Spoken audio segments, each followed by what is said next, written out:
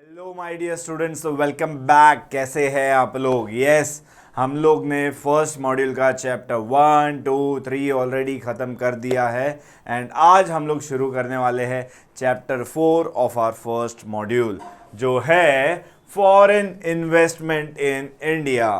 देखो, जब हम लोग फर्स्ट चैप्टर कर रहे थे तो मैंने आपको ऑलरेडी बताया था दैट इंडिया के अंदर जब इंडिपेंडेंस हुआ तो हम थोड़े डरे हुए थे। तो it was difficult for us कि हम बाहर से इन्वेस्टर्स को आने दें और यहाँ पे अपना बिजनेस स्टार्ट करने दें। सो हमने क्या किया भाई, फॉरेन इन्वेस्टमेंट इंडिया में अलाउड नहीं है। बट लेटर ऑन हमने देखा कि बाकी सारी कंट्रीज़ का ग्रोथ एंड डेवलपमेंट फास्ट हो रहा है एंड हमने वो चीज़ को रेस्ट्रिक्ट करके रखा है। तो slowly and steadily we also opened our economy for foreign investment. ठीक है, सो वो फॉरेन इन्वेस्टमेंट में बहुत सारे अलग अलग टाइप्स होते हैं। फॉरेन डायरेक्ट इन्वेस्टमेंट होता है, फॉरेन पोर्टफोलियो इन्वेस्टमेंट होता है, ठीक है, सो ग्रीनफील्ड इन्वेस्टमेंट होता है, मर्जर होता है, बहुत सारी चीज़ें होती है। तो आज हम लोग उसके बारे में डिटेल में थोड़ा पढ़ने वाले हैं। So starting with, foreign capital has a significant role to play in every economy. Her economy में foreign capital का बहुत बड़ा रोल प्ले होता है। For developed country, it is necessary to support their sustainable development. अगर एक country develop हो चुकी है तो उसको सस्टेनेबल डेवलपमेंट करना है, means in such A way development करना है कि फ्यूचर जनरेशन की नीड्स को हम लोग हैम्पर नहीं कर रहे। डेवलपिंग कंट्रीज के लिए वो हेल्प करता है to increase the rate of investment and capital accumulation. हम लोग अच्छा खासा कैपिटल जमा कर पाएंगे so as to further economic growth होगा उससे हमारे कंट्री का। ठीक है, what are the different forms of foreign capital in India? So not just India but general. So first is foreign direct investment. ठीक है, according to IMF, foreign direct investment is an investment that is made to acquire a lasting interest. मतलब खुद का एक business setup कर रहे हैं कहीं पे। ठीक है, foreign direct investment, directly foreign एक कंट्री में जाके एक सेटअप स्टार्ट कर रहे हो, खुद का एक बिजनेस सेटअप कर रहे हो, so that comes under foreign direct investment, enterprise operating in an economy other than that of the investor। मतलब खुद की कंट्री के अलावा दूसरी जगह पे जहाँ पे मेरा बिजनेस ऑलरेडी चल रहा है वो छोड़ के मैं दूसरी कंट्री में जब इन्वेस्टमेंट कर रहा हूँ, so that comes under foreign direct investment. यहाँ पे इन्वेस्टर का पर्पस क्या होता है कि उसको अच्छा खासा मैनेजमेंट, अभी मैं खुद का बिजनेस अगर सेटअप कर रहा हूँ कहीं पे, सो ऑफकोर्स मुझे वो बिजनेस का मैनेजमेंट भी मेरे हाथ में रखना है। सिर्फ मैं इन्वेस्टमेंट करके प्रॉफिट लेने के लिए नहीं जा रहा हूँ वहाँ पे, मैंने खुद का पूरा बिजनेस सेटअप किया हुआ है, स्टार्टअप किया हुआ है। So yes, I want the management of the business in my hands basically. Start करते हैं फॉरेन पोर्टफोलियो मैनेजमेंट।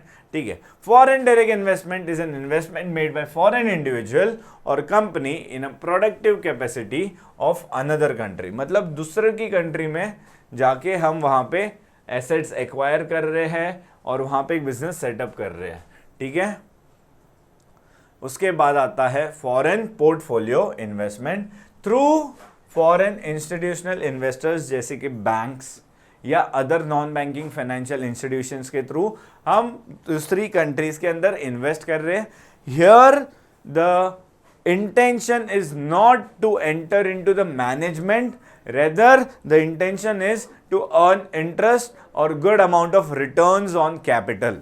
ठीक है, हमको अच्छा खासा रिटर्न्स लेना है, हमको मैनेजमेंट से कोई लेना देना नहीं होता है यहाँ पे।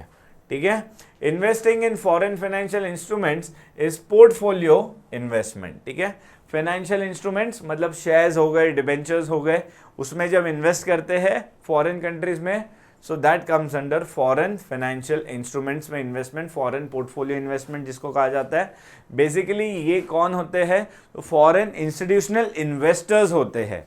कौन होता है? फॉरेन इंस्टीट्यूशनल इन्वेस्टर्स होते हैं।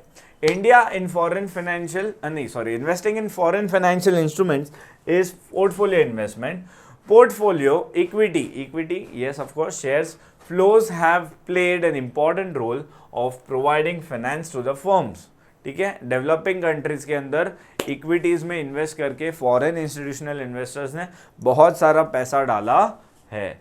Foreign portfolio equity investment involve buying company shares in another country, मतलब दूसरी कंट्री के कंपनी के शेयर्स खरीदते हैं। Usually stock exchange, stock market के थ्रू करते हैं। यहाँ पे कोई ज़्यादा कंट्रोल लेने का इंटेंशन बिल्कुल होता नहीं है, ठीक है। Yes, the most important difference क्या है, एफडीआई में कंट्रोल मैनेजमेंट का मिलता है, लेकिन एफपीआई फॉरेन पोर्टफोलियो इन्वेस्टमेंट में एसेट्स के ऊपर कंट्रोल मिलता नहीं है। Now this third one is depository receipt, ठीक है। डिपॉजिटरी रिसीट भी बेसिकली एक तरह का इन्वेस्टमेंट है जो कंपनी के अंदर ही मिल रहा है। इसमें आता है American depository receipt and global depository receipts. American depository receipt सिर्फ और सिर्फ अमेरिकन कंपनीज के लिए होता है, ठीक है, जहां पे अमेरिकन इन्वेस्टर्स इंडियन कंपनीज में इन्वेस्ट करते हैं। And global depository receipt America को छोड़ के बाकी सारी कंट्रीज के इन्वेस्टर्स हमारी कंट्री में इन्वेस्ट करते हैं, ठीक है। बट ऐसे ही डायरेक्टली आप इन्वेस्ट नहीं कर सकते हो। सपोज एक Indian company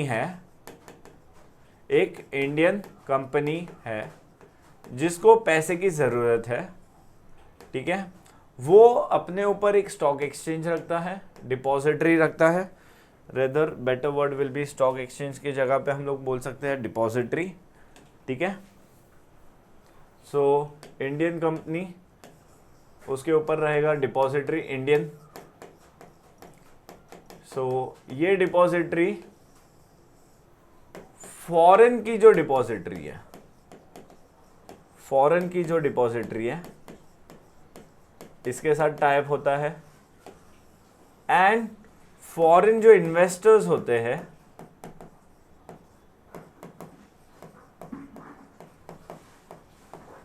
so this foreign investors, वो लोग फॉरेन डिपॉजिटरी को पैसे देते हैं, वो फॉरेन डिपॉजिटरी वाले इंडियन डिपॉजिटरी को पैसे देते हैं, एंड इंडियन डिपॉजिटरी से पैसे मिलते हैं इंडियन कंपनीज को।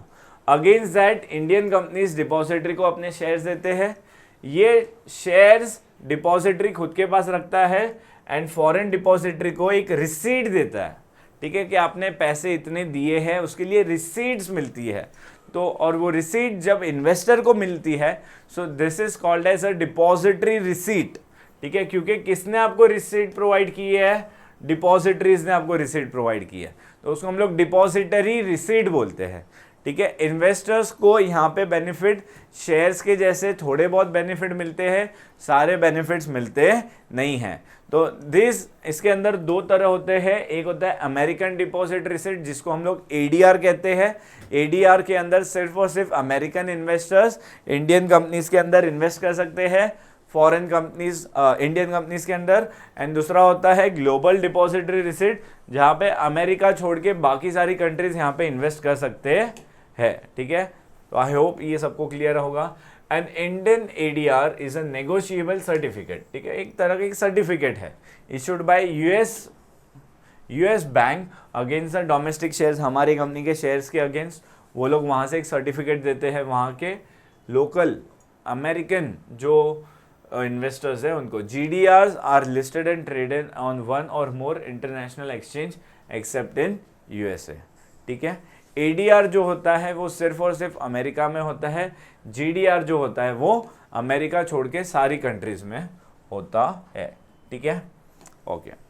उसके बाद आता है debt foreign capital comes in the form of debt, मतलब कर्जा, ठीक है, एक तरह का लोन ले रहे हैं हम लोग, जनरली वर्ल्ड बैंक या इंटरनेशनल मॉनिटरी फंड्स या फिर एक्सटर्नल कमर्शियल बोरिंग्स जो होती है वो, या रेमिटेंस किसी ने हमको पैसे प्रोवाइड किए हैं, या फॉरेन करेंसी वालों ने यहाँ पे नॉन रेसिडेंट्स, हमारी कंट्री के जो नॉन रेसिडेंट्स है उन्होंने यहाँ पे अपने डिपॉजिट्स लाए हैं, तो ये जो डेट होता है उसके ऊपर इंटरेस्ट पे करते हैं हम लोग। बाकी सारे जो इन्वेस्टमेंट थे वो डायरेक्ट इन्वेस्टमेंट थे, कहीं ना कहीं शेयर्स या इक्विटी के थ्रू यहाँ पे इन्वॉल्व थे, इंस्ट्रूमेंट्स के थ्रू। ये जो होते हैं ये इंस्ट्रूमेंट्स के थ्रू नहीं होते, डेट होता है, ठीक है, कर्जा एक तरह का, okay. Starting with foreign direct investment. Foreign direct investment is calculated to include all kinds of capital contributions, ठीक है, such as the purchase of stock। अगर हम देखो, मैंने किसी भी तरीके से फॉरेन कंट्री के अंदर खुद का बिजनेस स्टार्ट करके एक सेटअप करके मैंने स्टार्ट किया है, ठीक है, तो वहाँ पे मैं स्टॉक खरीद रहा हूँ, इन्वेस्टमेंट कर रहा हूँ, वहाँ की अर्निंग्स जो है मेरी प्रॉफिट वहाँ पे वापस डाल रहा हूँ बाय होली ओन्ड कंपनी, ठीक है, एब्रॉड। एक कंट्री के अंदर ऑलरेडी वो कंपनी है और एब्रॉड में फॉरेन कंट्री के अंदर वो लेके आ रहे हैं होल्डिंग्स, ठीक है। लैंडिंग्स ऑफ फंड्स है फॉरेन सब्सिडरी को या खुद की ब्रांच को या किसी भी तरीके से, तो उसको हम लोग फॉरेन डायरेक्ट इन्वेस्टमेंट बोलते हैं। तो इसके टाइप्स क्या है, एक मल्टीनेशनल एंटरप्राइज जो होती है फॉरेन डायरेक्ट इन्वेस्टमेंट करती है। मल्टीनेशनल मतलब जिसका एक से ज़्यादा नेशंस के अंदर बिजनेस हो रहा है, ठीक है, वहाँ पे वो प्रॉपर्टी ओन कर रहा है, एसेट्स ओन कर रहा है, अपना बिजनेस वहाँ पे फंक्शन कर रहा है, सो वो एक से ज़्यादा मल्टीनेशनल हो गया, ठीक है। सो उसको हम लोग क्या कहते हैं, FDI कहते हैं। अभी ग्रीन फील्ड इन्वेस्टमेंट जो होता है बेसिकली यहाँ पे आप एक नया प्रोडक्शन यूनिट स्टार्ट कर रहे हो खुद का, या एक हमारा ऑलरेडी था और उसको एक्सपेंशन करके वहाँ पे आप स्टार्ट कर रहे हो basically something of your own, so उसको ग्रीन फील्ड इन्वेस्टमेंट बोला जाता है। It refers to establishing a wholly new operation in a foreign country. देखो ये मैं एग्जांपल दे रहा हूँ, हम फॉरेन में कर रहे हैं, फॉरेन कंट्रीज वाले भी अगर हमारे यहाँ कर रहे हैं तो भी वो इन्वेस्टमेंट तो है ही, फॉरेन इन्वेस्टमेंट ही है। वो इन्वेस्टमेंट आ रहा है, मैं बात कर रहा हूँ इन्वेस्टमेंट जा रहा है, ठीक है। एनीवेज विच उसको हम लोग फॉरेन डायरेक्ट इन्वेस्टमेंट ही कहते हैं। Greenfield investment involve the flow of FDI for either building up a new production capacities, ठीक है, नया मैंने कुछ सेटअप लगा दिया या कुछ किया, या एग्जिस्टिंग को मैं एक्सपैंड कर रहा हूँ ऑफ द होस्ट कंट्री। मतलब होस्ट कंट्री मतलब जहाँ पे इन्वेस्टमेंट हो रहा है। होस्ट कंट्री जो है इन्वेस्टर सेम कंट्री का नहीं होता है, होस्ट कंट्री और इन्वेस्टर दोनों अलग अलग इसके होते हैं, ठीक है, अलग अलग कंट्रीज के होते हैं। उसके बाद आता है FDI का दूसरा type, that is called as acquiring और मर्जिंग, ठीक है। एग्जिस्टिंग जो है फॉर्म है फॉरेन में, उसको हम उसका कंट्रोल हमारे पास ले लेते हैं, ठीक है, वो हम लोग ने उसके ऊपर ओनरशिप मतलब ले लिया, ट्रांसफ़र हो गया, तो वो होता है एक्वायरिंग या मर्जर, ठीक है। या तो मेरी कंपनी और वो कंपनी दोनों मिलकर अब साथ में काम कर रही है, ऐसा कुछ होता है, तो एक्वायरिंग या मर्जर के थ्रू भी फॉरेन डायरेक्ट इन्वेस्टमेंट हो सकता है। अब दूसरा जो टाइप होता है that is horizontal and vertical. Horizontal direct investment में क्या होता है, ठीक है, मैंने सेम इंडस्ट्री में कोई फॉरेन फॉरेन कंट्री की कंपनी में इन्वेस्टमेंट किया है, सेम इंडस्ट्री में, ठीक है। अभी मेरा इधर एजुकेशन में है, मेरा कोचिंग क्लासेस चल रहा है, तो मैं कोई और कोचिंग क्लासेस को ओन कर लेता हूँ, वहाँ पे इन्वेस्टमेंट करता हूँ, तो वो मेरा हॉरिजॉन्टल डायरेक्ट इन्वेस्टमेंट है। लेकिन वर्टिकल में होता है बैकवर्ड एंड फॉरवर्ड, ठीक है। बैकवर्ड में होता है मेरे को रॉ मटेरियल प्रोवाइड करने वाली चीज़ें, ठीक है, जहाँ पे investment that provides the inputs, and forward में होता है उसके आगे दैट यूटिलाइजेज द आउटपुट्स, मतलब मेरा जो आउटपुट है वो यूटिलाइज करने वाले इंडस्ट्री, ठीक है। जैसे कि सपोज अभी मैं लेक्चर्स, रिकॉर्डेड लेक्चर्स प्रोवाइड कर रहा हूँ, तो उसके लिए इनपुट्स प्रोवाइड करने वाली ये बोर्ड, कैमरा और वो सब जो इंडस्ट्री है मेरे लिए इनपुट मतलब बैकवर्ड हो गई, एंड मेरे जो रिकॉर्डेड लेक्चर्स यूज़ करने वाली इंडस्ट्री होती है जैसे कि यूनिवर्सिटीज़, ऑनलाइन प्लेटफॉर्म्स, तो वो मेरे लिए फॉरवर्ड इंडस्ट्री हो गई, ठीक है। तो उसमें अगर मैं डायरेक्ट इन्वेस्टमेंट कर रहा हूँ, ठीक है। अब आता है inward and outward investment. Inward investment कब होता है, जब फॉरेन कंट्री से हमारी कंट्री के अंदर पैसे आ रहे हैं, तो it is called as inward investment. जब हमारी कंट्री से फॉरेन कंट्री में पैसे जा रहे हैं, it is called as foreign investment, ठीक है। Inward foreign direct investment is a typical form of what commonly is termed as foreign direct investment. Investment of foreign capital occurs in local resources, मतलब पैसे बाहर से हमारे local resources के लिए आ रहे हैं। Outward is also referred to as direct investment abroad. In this case, it is a local capital, यहाँ के पैसे which is being invested in some foreign resources, मतलब out of India के resources में use हो रहे हैं। According to World Trade Organizations, there are three main categories of FDI. एक होता है इक्विटी कैपिटल में इन्वेस्ट करो, ठीक है, मल्टीनेशनल कंपनीज में इन्वेस्टमेंट करो, ठीक है। एक normally an equity capital stake of 10% or more of the ordinary shares or voting power in an incorporated enterprise or its equivalent in an unincorporated enterprise. मतलब एक जो रजिस्टर्ड कंपनी होती है या जो विदाउट रजिस्टर्ड कंपनी होती है उसमें 10% या उसके इक्विवेलेंट शेयर्स लिए हम लोग ने, ठीक है, as a threshold for the control, ठीक है, उसके एसेट्स पे हम लोग कंट्रोल ले पाए उसके लिए। देखो ये जो होता है ना, मैंने बोला फॉरेन डायरेक्ट इन्वेस्टमेंट में हमारा ऑब्जेक्टिव होता है हमको मैनेजमेंट ऑफ एसेट्स हमारे हाथ में चाहिए, ठीक है। इसमें कैसे भी करो आप, मर्जर्स लो, एक्विजिशन लो या ग्रीनफील्ड करो, ठीक है। Mergers and acquisition are an important source of FDI for developed countries के लिए, although the relative importance varies considerably. देखो जनरली डेवलप्ड कंट्रीज क्या होता है, मर्जर और एक्विजिशन के लिए जाते हैं, बट बहुत सारी कंट्रीज में ग्रीनफील्ड इन्वेस्टमेंट भी काम आता है, ठीक है। उसके अलावा नेक्स्ट जो होता है दैट इज री इन्वेस्टेड अर्निंग्स। देखो अगर मैंने कहीं पे इन्वेस्ट किया है तो वहाँ से बेसिकली प्रॉफिट तो अर्न करने वाला हूँ, but I am not withdrawing that profit every year, rather I am री इन्वेस्टिंग। वो जो पैसे है उसके बदले में मैं उनको बोल देता हूँ उतना इक्विवेलेंट अमाउंट के शेयर्स मुझे और देते जाओ, आपकी ऑर्गेनाइजेशन में, कंपनी में उतने इक्विवेलेंट अमाउंट के शेयर्स मुझे और देते जाओ। सो दैट कम्स अंडर री इन्वेस्टेड अर्निंग्स। री invested earnings comprise of the direct investors shares in proportion to direct equity participation of earnings not distributed as dividend,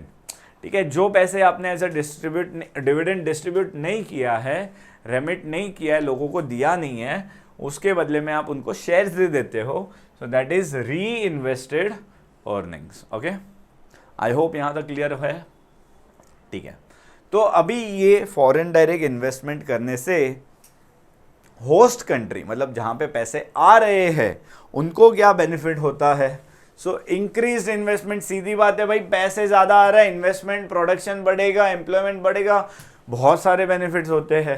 foreign direct investment can contribute gross fixed capital formation, ठीक है। FDI provides additional capital but at the same time it does not increase the external debt. मतलब पैसे आ रहे लेकिन हमको वो return करना है, उस पर इंटरेस्ट पे करना है, ऐसा कुछ होता नहीं है, तो जिससे कि हमारा लोन्स एंड क्रेडिट्स बढ़ जाए, ऐसे नहीं होता है। FDI is an investment in our country, ठीक है। दूसरा उसके साथ साथ देखो वो लोग पैसे तो लेके आते हैं, लेकिन पैसे लाने के साथ साथ फॉरेन टेक्नोलॉजी भी लेके आते हैं, तो टेक्नोलॉजी भी ट्रांसफर होती है। Transfer of technology particularly in the form of new varieties of capital inputs that can not be achieved through financial investment or trade in goods and services, ठीक है। तो ये हमको एक बेनिफिट मिलता है। फिर आता है contribution to balance of payment. अभी देखो अपना तो बैलेंस ऑफ पेमेंट है ना, बहुत नेगेटिव है अपनी कंट्री का, कि भाई आउट ऑफ इंडिया पेमेंट भेजना ज़्यादा होता है और आउट ऑफ इंडिया से रिसीट इनकम कम आ रही है, तो डेफिसिट हो जाता है। तो अगर ये इन्वेस्टमेंट आएगा तो मतलब कैपिटल रिसीट्स हो रही है, ठीक है, ह्यूज अमाउंट आ रहा है, तो ये हमारा बैलेंस ऑफ पेमेंट को थोड़ा सरप्लस नहीं तो एटलीस्ट फेवरेबल, नहीं तो बैलेंस तो करने में हेल्प कर ही देगा, ठीक है। FDI can make a positive contribution to balance of payment towards export earnings, towards debt servicing repayments and generate foreign exchange revenue. Subsidiaries of transnational corporations, ठीक है, जो एक से ज़्यादा नेशनल नेशंस में काम करती है उसको ट्रांसनेशनल कॉरपोरेशंस बोला जाता है, which bring the vast portion of FDI are estimated to produce around third of the total exports, ठीक है, 1/3, मतलब जितने भी टोटल एक्सपोर्ट्स होते हैं उसमें से 1/3 टोटल सिर्फ ये TNCs करती है, ठीक है। Okay, then of course employment generation होता है। अगर इन्वेस्टमेंट बढ़ेगा, प्रोडक्शन बढ़ेगा, तो वहाँ से एम्प्लॉयमेंट जनरेशन भी तो होने ही वाला है। FDI where it generates and expands businesses can help create employment and raise the wages and income, ठीक है। उसके बाद आता है इंफ्रास्ट्रक्चर, ग्रीनफील्ड इन्वेस्टमेंट, जहां पे लोग एसेट्स ओन करना चाहते हैं, ठीक है, न्यू बिजनेस सेटअप करना चाहते हैं, तो उसके थ्रू हमारा इंफ्रास्ट्रक्चर भी डेवलप होगा। टेक्नोलॉजीज भी आएगी हमारे कंट्री में, तो उससे सोशल एंड एनवायरमेंटल बेनिफिट्स मिलेंगे। Parent companies can support their foreign subsidiaries by ensuring उनको ह्यूमन रिसोर्सेज प्रॉपर मिले, तो उसके लिए ट्रेनिंग दिया जाएगा। रिसर्च एंड डेवलपमेंट अच्छा खासा होगा। टेक्निक्स आएगी हमारे यहाँ पे, बहुत सारे इनोवेशंस होंगे हमारे यहाँ पे कितने सारे, तो देखो कितने सारे इंफ्रास्ट्रक्चरल बेनिफिट्स यहाँ पे मिल रहे हैं। Then it stimulates the domestic enterprises.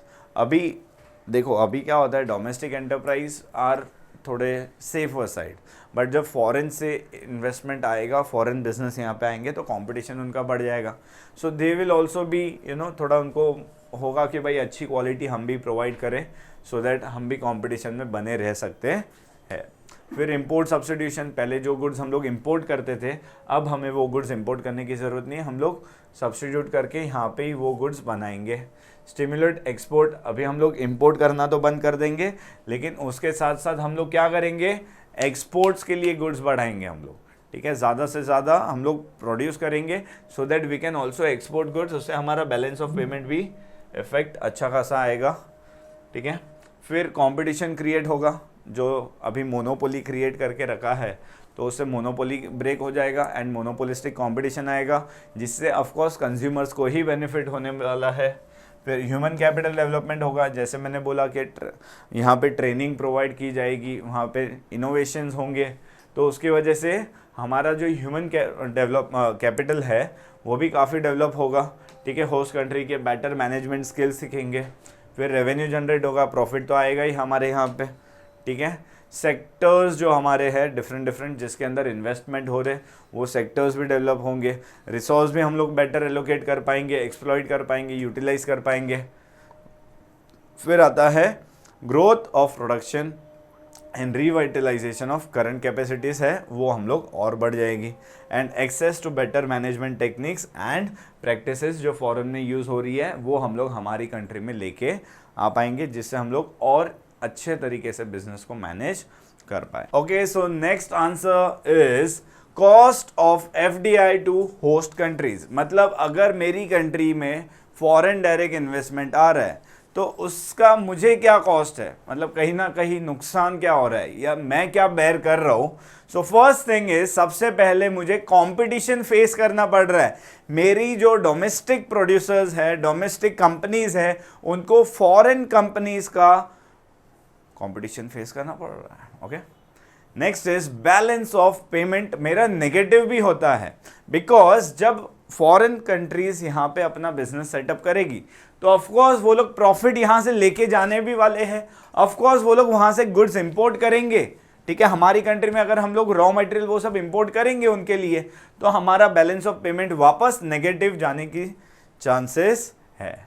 Trade balance हमारा नेगेटिव हो जाएगा वापस, क्योंकि हम लोग इंपोर्ट्स करने लगेंगे रॉ मटेरियल्स। डिपेंडेंसी हमारी टेक्नोलॉजी की सोर्स उनके ऊपर क्रिएट हो जाएगी डिपेंडेंसी, क्योंकि हम लोग खुद का प्रोड्यूस करना, कोई टेक्नोलॉजी इनोवेशन करना बंद कर देंगे। डाइवर्जन, हमारे पैसे सारे डोमेस्टिक इकोनॉमिक प्लान से सारे एफडीआई के टूवर्ड्स चले जाएंगे, ठीक है। डाइवर्जन, हम लोग जो फोकस है हमारा डोमेस्टिक के ऊपर रहेगा नहीं। सोवरेनिटी एंड ऑटोनॉमी के ऊपर भी हम लोग का खतरा आएगा, क्योंकि फॉरेनर्स हमारी लोकल कम्युनिटी को बहुत ज़्यादा इम्पैक्ट करेंगे, हार्म करने वाले हैं। और लेस डेवलप्ड कंट्रीज़ के अंदर तो ये ज़्यादा ही होता है बेसिकली, क्योंकि वो लोग क्या करते हैं, कुछ कम्युनिटीज़ और कुछ लोगों को ज़्यादा बेनिफिट प्रोवाइड करते हैं। अमीर अमीर होते जा रहे हैं, गरीब गरीब होते जा रहा है, ठीक है। सोशल इम्पैक्ट होगा, क्योंकि यहाँ पे ये जो गुड्स बनाएंगे वो कुछ more educated and typically wealthy लोगों के लिए वो लोग ज़्यादा फेवरिज्म थोड़ा करेंगे। उसकी वजह से इनकम ग्रुप्स में भी जो गैप है वो बढ़ जाएगा, अमीर अमीर रहेगा, गरीब गरीब होते जाएगा। कल्चरल इम्पैक्ट भी हो सकता है, क्योंकि वो लोग नॉन ट्रेडिशनल गुड्स बनाएंगे, जैसे कि सिगरेट्स, ठीक है, जैसे कि अल्कोहल, ठीक है। सो वो हमारे एनवायरनमेंट के ऊपर और कल्चर के ऊपर थोड़ा नेगेटिव इम्पैक्ट दे सकता है। फिर जो टेक्नोलॉजी है वो थोड़ा इनअप्रोप्रिएट होगा, ठीक है। उसकी वजह से हमारे यहाँ कॉम्पिटिटर्स में थोड़ा नुकसान हो सकता है लोकल्स को। उसके अलावा हमारे एम्प्लॉयमेंट जनरेशन को भी प्रॉब्लम हो सकता है, ठीक है। Business who are less able to equivalent adaptation, वो लोग टेक्नोलॉजी को नहीं ले पा रहे हैं, तो वो बेचारे तो बिजनेस से बाहर ही हो जाएंगे। तो ये सारे कॉस्ट है, मतलब एक कहीं ना कहीं नुकसान है। अगर फॉरेन डायरेक्ट इन्वेस्टमेंट हमारे कंट्री में आ भी रहा है तो भी हमको उससे नुकसान तो होने वाला है, ठीक है। सो आई होप आप लोग को यहाँ तक ये आंसर क्लियर हो चुका है।